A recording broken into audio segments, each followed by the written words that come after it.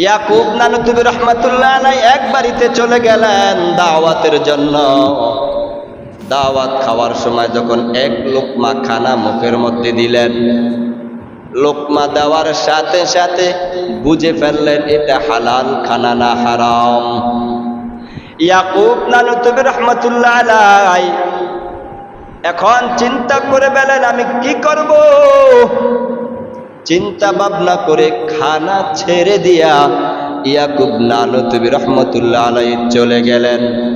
যাচাই বাছাই করলেন, যেই বান্দা দাওয়াত দিয়েছে তাকে বলতেছে খানাটা হালাল না হারাম, সত্য করে বলো। কৌশল বিনিময় অবলম্বন করার পর বলে খানাটা হালাল না, খানাটা হইল হারাম।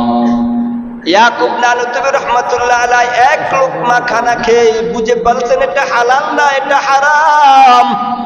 এখন সে ইস্তিগফার তওবা করছে আল্লাহ তাআলার কাছে, ও দয়ার মালিক ভুলবশত আমি এক লোকমা খানা খেয়ে ফেললাম, এটা তো হারাম। আল্লাহর বান্দা ডেকে বলে এক লোকমা খানা খাওয়ার বিনিময় 2 মাস আমার অন্তরে ভালো লাগে না, শুধু গুনাহ করতে মন চায়, নেকের কাজ করতে ভালো লাগে না। এই গুনাহ করো, সেই গুনাহ করো।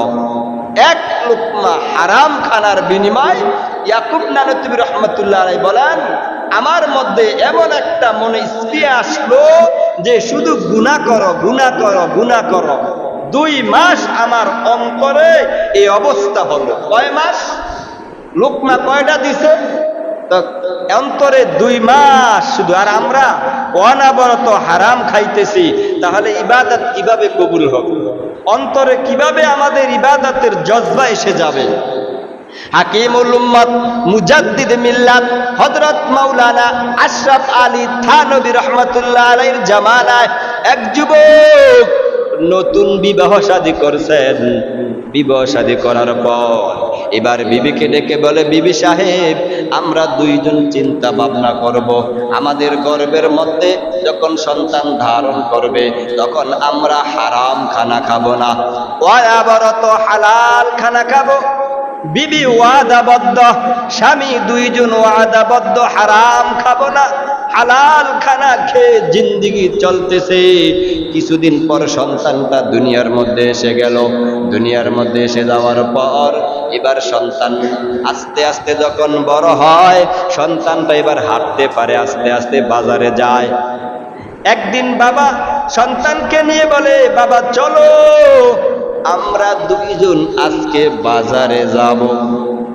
ওই যুবক আর সন্তান রাস্তা দিয়ে হাঁটতেছে, বাজারে যাইতেছে।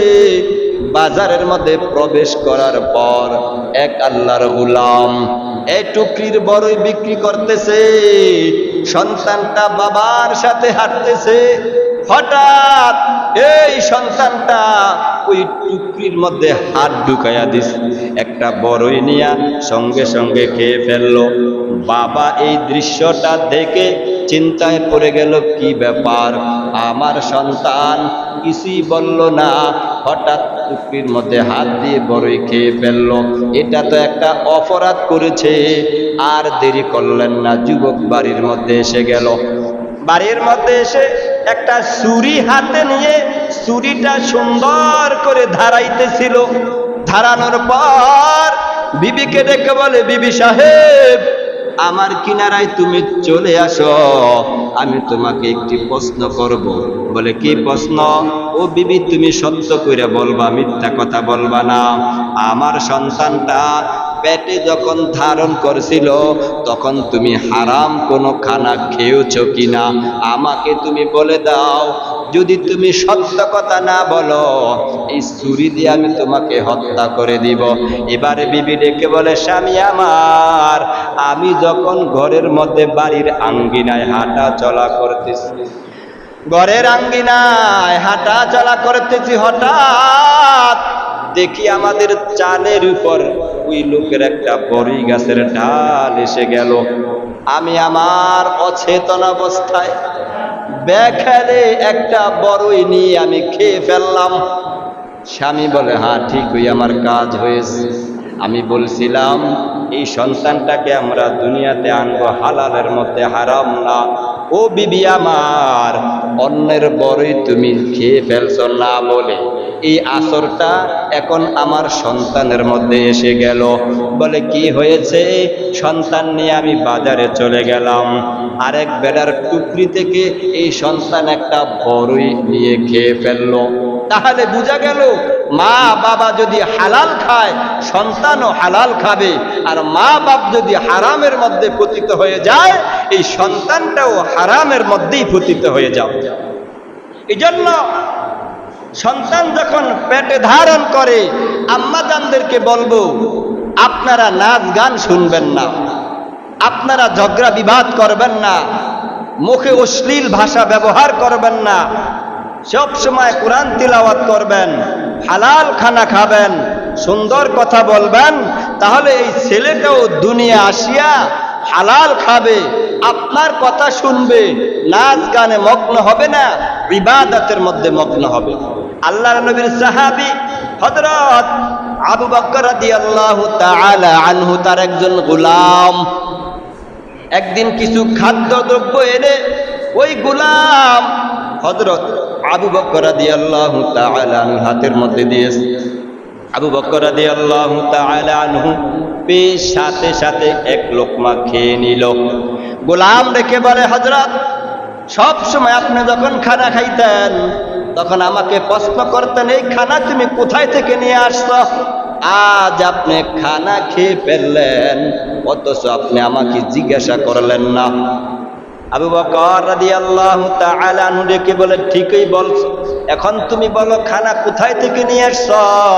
এবার গোলাম ডেকে বলে, আমি ওই জাহেলিয়াতের জগতে আমি রাস্তা দিয়ে রওনা হয়ে গেলাম, কিছু লোক বিপদে পড়ে গেল, আমি তাদেরকে তখন তারা এই জারফুকের কারণে, মন্ত্রের কারণে তারা উপকার পেয়েছে, আমাকে বলছিল পরবর্তীতে আমাকে কিছু একটা তারা দিবে।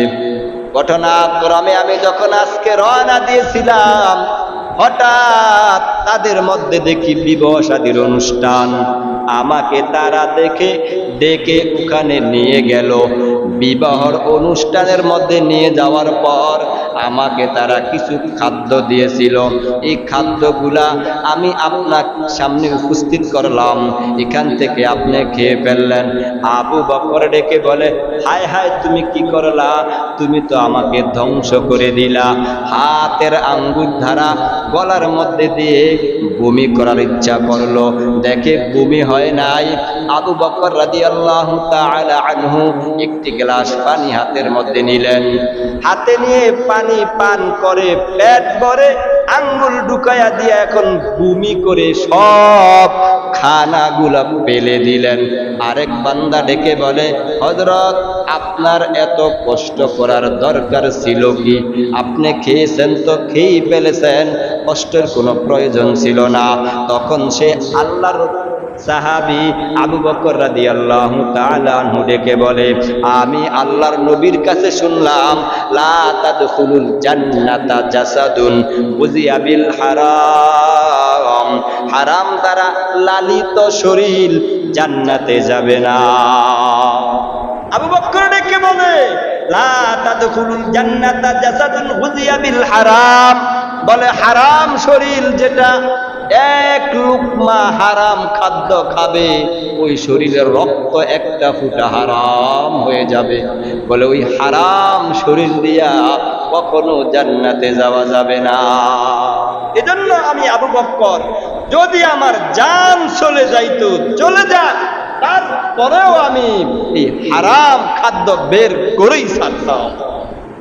তাহলে বোঝা গেল এই সাহাবীরা কি পরিমাণ হালাল খেয়েছে, কি পরিমাণ খাদ্যের দিকে তাদের নজর ছিল, তারা কেমন সাহাবী ছিলেন।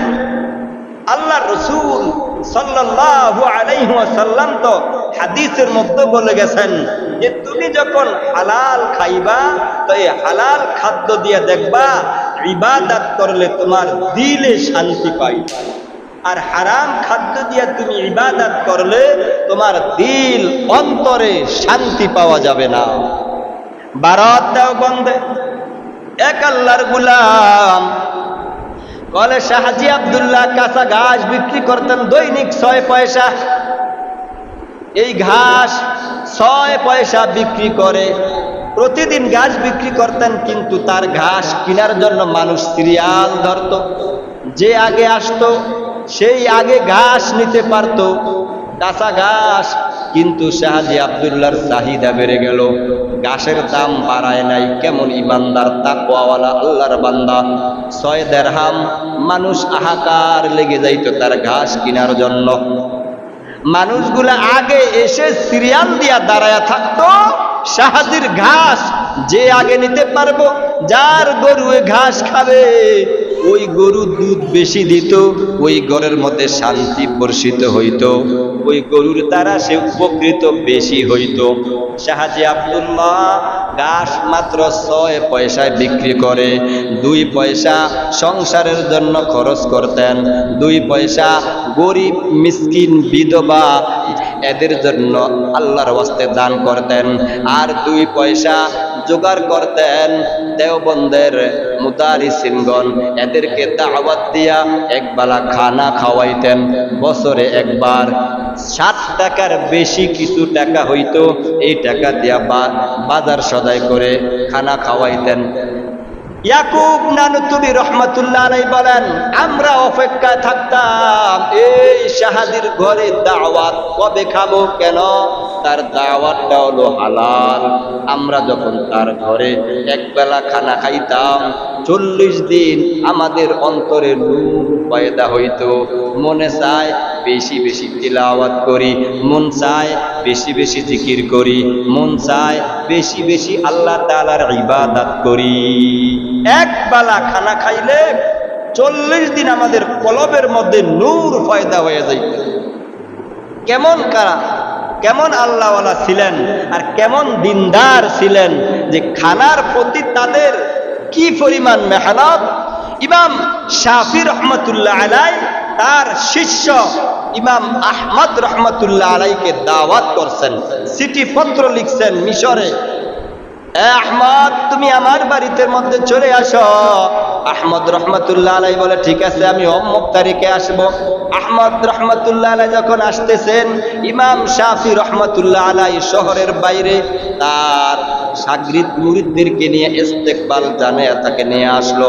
ইমাম আহমদ তার বাড়িতে আগমন, রাতের বেলা মেহমান খানা দিয়া দিল। ইমাম আহমদ অনেক খানা পেট করে খেয়েছে। তার সন্তানেরা বদনার মধ্যে পানি দিয়ে ঘরের কিনারায় রেখে দিল। কেন? এত বড় সমাজের একজন ইমাম আমাদের বাড়ির মধ্যে উপস্থিত, সে আমাদের বাড়িতে আসছে, খানা খাবে, তাহাজ্জুদের নামাজ আদায় করবে। ইমাম আহমদ রহমতুল্লাহ আলাই সকালবেলা ফজরের নামাজ আদায় করছেন। ইমাম শাফি রহমতুল্লাহ আলাইহির সন্তানেরা পেরেশান, কি ব্যাপার, রাতের বেলা এত বেশি খানা খেয়েছে, অথচ শেষ রাত্রে উঠে উজু করবে, তাহাজ্জুদের নামাজ পড়বে, এখনো নামাজ আদায় করলো না। উজুর পানি উজুর জায়গায়। ইমাম শাফি রহমতুল্লাহ আলাইহির সন্তানেরা ডেকে বলে, বাবা কার জন্য আপনি পেরেশান, সে তো আজকে তাহাজ্জুদের নামাজ আদায় করলো না। ইমাম শাফি রহমতুল্লাহ আলাই সকালবেলা ইমাম আহমদকে ডেকে বলে, কি ব্যাপার আহমদ, এই অবস্থা কতদিন থেকে? আহমদ সাহেব বুঝে ফেলছেন, ডেকে বলে, উস্তাদজি এই আমল কতদিন থেকে এমন না, আমি যখন আপনার বাড়িতে আসলাম, খানা খাইতে যখন বসলাম, আমি দেখলাম আপনার খানার মধ্যে বৃষ্টির মতন রহমত পড়তে আছে। এই রহমত দেখে আমি আহমদ চিন্তা করলাম, প্রয়োজনে 1 সপ্তাহ খানা খাবো না, আজকে খানাটা আমি পেট করে খেয়ে নিব। এই জন্য আমি একটু বেশি খাইলাম। খাওয়ার পরে আমি যখন খাস কামরায় চলে গেলাম, ওখানে যাওয়ার পর বহুদিনের এরাদা আমার আজকে পূরণ হয়েছে। বলে কি এরাদা? বলে আমি আপনার ঘরের হালাল খানার বিনিময় এশারের ওযু দিয়া তাহাজ্জুদের নামাজও আদায় করলাম, ফজরের নামাজও আদায় করলাম। ওস্তাদজি শুধু তাই নয়, আমার দুইটা ফায়দা হয়েছে। একটি হলো আমলি ফায়দা, আর একটি হলো ইলমি ফায়দা। আমলি ফায়দা হলো এশারের ওযু দিয়া তাহাজ্জুদের নামাজ, ফজরের নামাজ আদায় করলাম। ইলমি ফায়দা হলো আমি সারা রাত একটি আয়াত নিয়া আপনার বিছানায় শুয়ে শুয়ে 100 মাসআলা আমি হল করেছি। হালাল খাদ্যের মধ্যে কি পরিমাণ ফায়দা! আর আজকে আমরা হালাল তো দূরের কথা, শুধু হারামের দিকে দৌড়াই, হারামের দিকে দৌড়াই। এই জন্য আল্লাহ তাআলা আমাদেরকে হারাম থেকে বেঁচে হালালের মধ্যে প্রবেশ করার তৌফিক দান করেন, বলেন আমিন। সমাজের মধ্যে দেখবেন কিছু মানুষ শুধু জন্ম তারিখ নিয়ে ফারাফারি, আছে না নাই? সন্তানের জন্ম তারিখ, মেয়ের জন্ম তারিখ। তুমি যে তোমার মেয়ের জন্ম তারিখ পালন করলা, তো ছেলেরটা পালন করবা না? তো ছেলেরটা যদি পালন করো, তোমার নিজেরটা পালন করবা না? তো নিজেরটা যদি পালন করো, স্বামীরটা পালন করবা না? তো স্বামীরটা যদি পালন করো, বাবারটা পালন করবা না? বাবারটা যদি পালন করো, তোমার মায়েরটা পালন করবা না? মায়েরটা যদি পালন করো, তোমার দাদারটা পালন করবা না? দাদারটা যদি পালন করো, তো দাদুরটা পালন করবা না? সারা বছর জন্ম তারিখ নিয়ে যদি ফারাফারি করো, এটা তুমি কোথায় পেয়েছো? এটা তো হাদিসের মধ্যেও নাই, কোরআনের মধ্যেও নাই। যদি থাকতো তাহলে আমরা সবাই রবিউল আউয়াল মাসের 12 তারিখ আসলে নবীর জন্মদিন পালন করতাম, সাহাবীর জন্মদিন পালন করতাম, তাবেঈনদের জন্মদিন পালন করতাম, আইম্মায়ে মুজতাহিদিনের জন্মদিন পালন করতাম। এটা হাদিসেও নাই, কোরআনেও নাই। এই উল্লেখ্য যদি কেউ পালন করতে চাও, এটা হালাল হবে না, এটাও হারাম। তাহলে জন্মদিন পালন করা হালাল না হারাম? তাহলে আমরা পালন করব না ছাড়ব?